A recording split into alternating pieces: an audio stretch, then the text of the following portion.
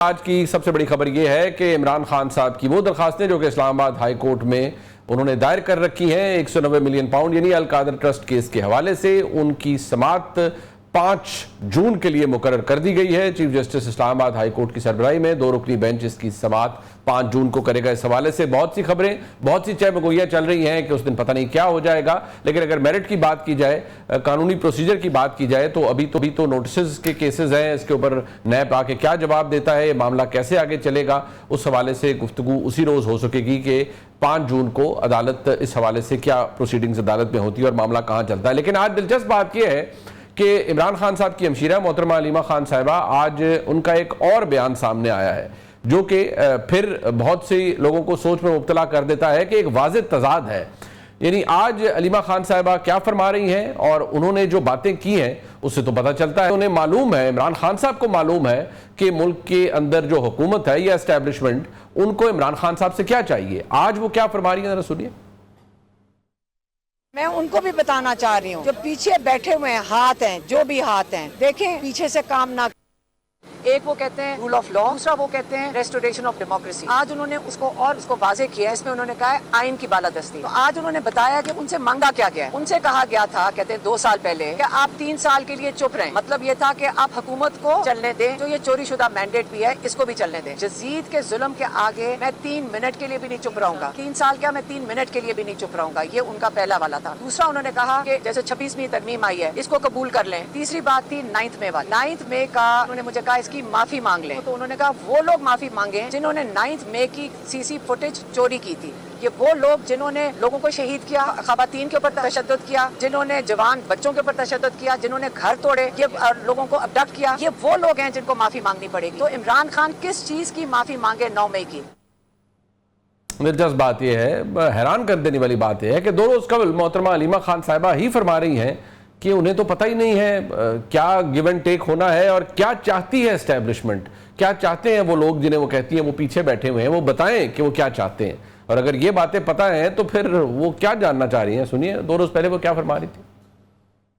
ان کو بھی بتانا چاہ رہی ہوں جو پیچھے بیٹھے ہوئے ہیں، ہاتھ ہیں، جو بھی ہاتھ ہیں، دیکھیں پیچھے سے کام نہ کریں، آئیں ہم بھی سامنے بیٹھے ہیں، ہم بہنیں یہاں بیٹھتی ہیں، آپ آگے بتائیں ہمارے بھائی کے ساتھ آپ کو مسئلہ ہے کیا، مجھے صرف یہ بتا دیں ہمارے بھائی نے آپ کا کیا بگاڑا ہے، آپ اس کے پیچھے کیوں پڑے ہوئے ہیں، اس کو جیل سے نکلنے کے لیے آپ کیوں ڈر رہے ہیں، وہ تو اس قسم کا انسان نہیں ہے جو پاکستان کو نقصان پہنچائے۔ آپ اس وقت بات کرنی ہے، ہم عورتیں بیٹھ جاتی ہیں آپ کے ساتھ، لیکن سامنے آ کے بات کریں، پیچھے سے یہ چیزیں نہ کریں، آپ ہمارے سے نہ ڈریں، ہمارے ساتھ آ کے بیٹھیں۔ آج تک 2 سال میں یہ نہیں پتا چلا آپ کو ہمارے بھائی سے چاہیے کیا ہے، آپ مانگ بھائی سے چاہیے کیا، وہ خود فرما رہی ہیں کہ عمران خان صاحب نے کہا 3 ڈیمانڈز آئی تھیں، اب 2 روز قبل انہوں نے کہا، اور یہ 2 سال پہلے آئی تھیں، اور اب انہوں نے فرمایا کہ پتہ نہیں کہ چاہیے کیا۔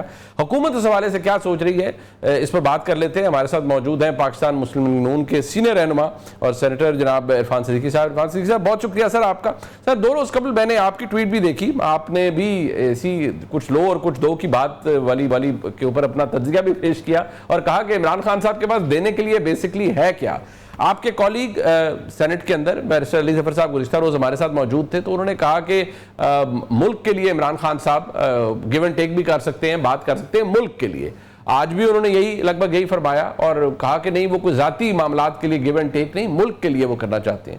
تو یہ تو اچھا اومن ہے، اچھا شگون ہے عرفان صدیقی صاحب۔ تو کیا آپ تیار ہوں گے، حکومت تیار ہوگی، کیونکہ اس بات کا تو مجھے علم ہے کہ جب بھی کوئی نیگوسیشن ہوگی آپ تو اس کا حصہ ہوں گے۔ بہت شکریہ منیب، آپ نے جو گفتگو سنائی ہے ابھی علیمہ خان صاحبہ کی، اس سے بہت کچھ اندازہ ہو جاتا ہے۔ جو میں اکثر کہا کرتا ہوں کہ پی ٹی آئی کے حوالے سے گفتگو کرنے کے لیے، بات کرنے کے لیے جس چیز کو ہم بنیاد بناتے ہیں، ان کی کسی گفتگو کو، پریس ٹاک کو، ان کے کسی اعلامیے کو، کسی بیان کو، خان صاحب کی کسی سو کالڈ گفتگو کو، وہ حتمی نہیں ہوتی ہے۔ اب کل جس بات پہ ہم بات کر رہے تھے اور جس پہ میں نے کہا تھا کہ جی ٹھیک ہے، گیو اینڈ ٹیک ہو جانا چاہیے حکومت کے پاس یا اسٹیبلشمنٹ کے پاس، اداروں کے پاس، شاید دینے کے لیے بہت کچھ ہو خان صاحب کو۔ خان صاحب کیا دیں گے؟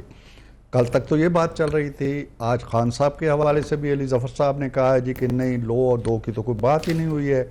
मोहतरमा की जो टोन है आज वो भी काफ़ी सख्त है, इस कदर सख्त है कि 9 मई के आसपास चली गई हैं और वो ऐसी गुफ्तगू कर रही हैं जिससे सिवाय जंग के और पैकार के और लड़ाई के और मामलात को मज़ीद उलझाने के और कुछ दिखाई नहीं दे रहा। उन्हें ये पता ही नहीं है कि जी हमारे भाई ने आपका क्या बिगाड़ा है। भाई हमारा कुछ नहीं बिगाड़ा, भाई ने जो कुछ बिगाड़ा है वो अपना बिगाड़ा है। 9 मई क्या था, बड़ी बड़ी उफ्ताद आई, बड़े बड़े मसाइल आए, मुश्किलात आईं, पीपल्स पार्टी पे आईं, PMLN पे आईं, किसी भी जमात पे आईं, ANP पे आईं लेकिन ये काम किसी ने नहीं किया। आपने जो बिगाड़ा है वो अपना बिगाड़ा है। अब आप हज़ार कहें जी फॉल्स फ्लैग ऑपरेशन है, आप हज़ार कहें जी कि वो CC फुटेज कैमराज जो थे उनको निकाल लिया गया, फुटेज निकाल ली गई, आप कुछ भी कहते रहें। ये फैक्ट है कि आपने 300 के करीब दिफाई तनसीबात पे हमला किया, ये फैक्ट है कि आपने GHQ पे हमला किया, ये फैक्ट है कि आपने कोर कमांडर का घर जलाया, जिना हाउस जलाया, ये फैक्ट है कि आपने फ़ज़ाइया के तैयारे जलाए, ये फैक्ट है कि आपने शोहदा के मज़ारों की बेहुरमती की। ये फैक्ट्स हैं, इनको न मैंने कोई फैब्रिकेट किया है, न किसी और ने तारीख मस्क करके लिख दिया है, सबको देखती आंखों ने देखा है और सारी दुनिया ने मेरा ख्याल है देखा है। तो अब आप कहते हैं जी कि मेरे भाई ने क्या बिगाड़ा है। आपके भाई ने शायद किसी का कुछ नहीं बिगाड़ा, बिगाड़ने की कोशिश की, तख्ता उलटने की कोशिश की आर्मी चीफ का, फौज के अंदर इंतशार फैलाने की कोशिश की आपने, लेकिन चलें उसको भी हम छोड़ देते हैं। आपको ये तो पता होना चाहिए कि आपके भाई ने क्या किया है। फिर आप कहते हैं जी कि हमारा भाई तो पाकिस्तान को नुकसान नहीं पहुंचा सकता। पाकिस्तान को नुकसान पहुंचाने की हर वो कोशिश, IMF को खतूत आपने लिखे, मुजाहरे आपने करवाए हेडक्वार्टर के सामने, बार बार दुहाई आपने दी कि पाकिस्तान को पैसा ना दो। आप कभी कांग्रेसमैन के पास पहुंचते हैं, कभी पार्लियामेंट जो है बरतानिया की उसके पास पहुंचते हैं। ये सारी चीज़ें क्या हैं? फिर आप अपील करते हैं दुनिया को कि पाकिस्तान को पैसा ना दो, ओवरसीज़ पाकिस्तानीज को कहते हैं। ये पाकिस्तान को फ़ायदा पहुँचाने की बातें हैं। और आज भी आप जहाँ खड़े हैं सड़कें बंद कर लेंगे, शाहराहे बंद कर देंगे, मुल्क को हम पहिया जाम कर देंगे, वही बातें जो आप सालों पहले करते थे। इनमें से कौन सी बात है जो पाकिस्तान के मफाद से मुताबिकत रखती है? तो मुनीब असल में बात यह है कि एक परले दर्जे का इंतशार फ़िक्री है, कन्फ्यूजन है, किसी को कुछ पता नहीं है। खान साहब को भी कुछ पता नहीं है।